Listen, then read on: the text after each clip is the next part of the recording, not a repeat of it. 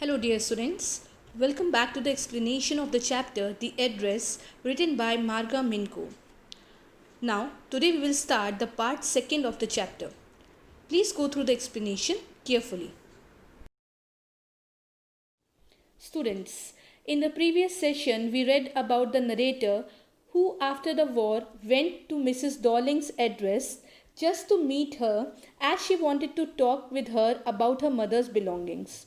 But Mrs. Darling did not entertain the narrator and she returned back. Now, let's see what happened next.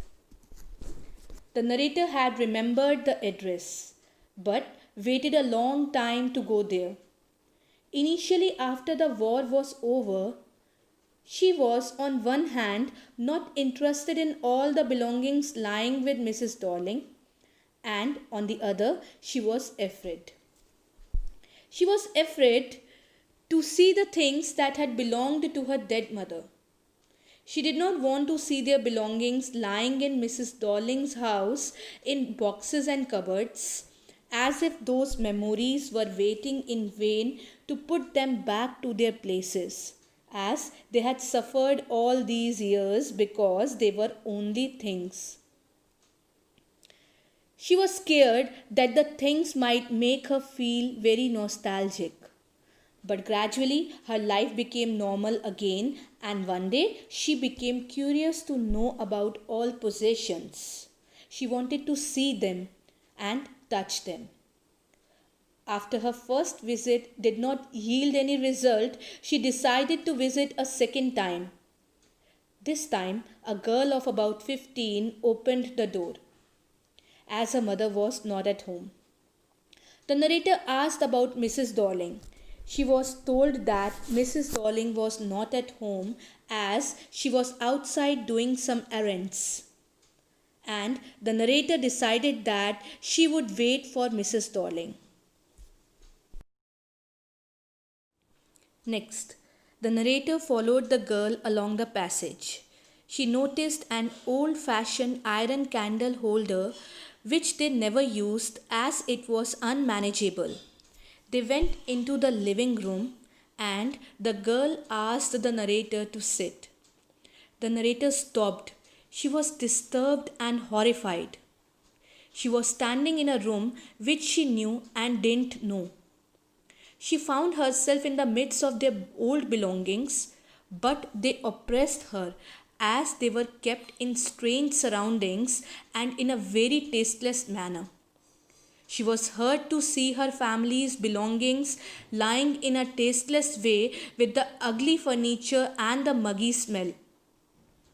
The woolen tablecloth, the silver cutlery, and even the still life showing the apple on the tin plate belonged to her family. She rubbed her fingers on the tablecloth and felt the warmth. She even followed the lines of pattern and remembered a burn mark that had never been repaired. The girl told the narrator that her mother would be back soon. Next, she was keenly observing the girl who had a broad back similar to that of Mrs. Darling. The girl was placing teacups for tea to be served. She was pouring tea from a white teapot which had a gold border on the lid, and then she took out some spoons from the box. All these crockery and cutlery belonged to the narrator's family, but perhaps the girl was not aware of this fact. She cracked a joke about eating dinner in those antique plates. And the narrator found the burn mark on the tablecloth which she was looking for. The narrator indirectly hinted to the girl and told her that someone is so used to touching things into the house that they hardly notice anything. They notice things which are either missing from their original place or needs to be repaired or have been loaned to somebody. Next, the narrator remembers the time when her mother was alive and the narrator was at home, either bored or ill. Her mother asked her to polish the silver cutlery. She was surprised to hear that the cutlery that they were using was made of silver And even Mrs. Darling's daughter was surprised to hear that they were using silver cutlery for everyday eating. After that, the narrator jumped up and said she forgot the time as she had to catch the train. The girl asked her if she did not want to wait for her mother. The narrator replied in negative and said she must leave and she could find her own way. Next, when she reached the corner of the road, she looked at the nameplate. It said Marconi Street and the number was 46. The narrator decided that she could not stay there anymore. The address was correct, but the narrator didn't want to remember it anymore. She felt that the objects were linked to a memory of a time which no longer existed. They had lost their value as they were separated long time ago and had been in the strange surroundings. She comforted herself by thinking that her present house was too small to accommodate all the old stuff.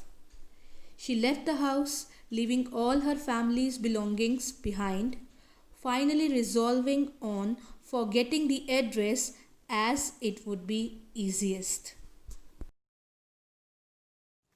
So, dear students, the explanation of the chapter is completed. Now, please feel free to clear your doubts. Thank you.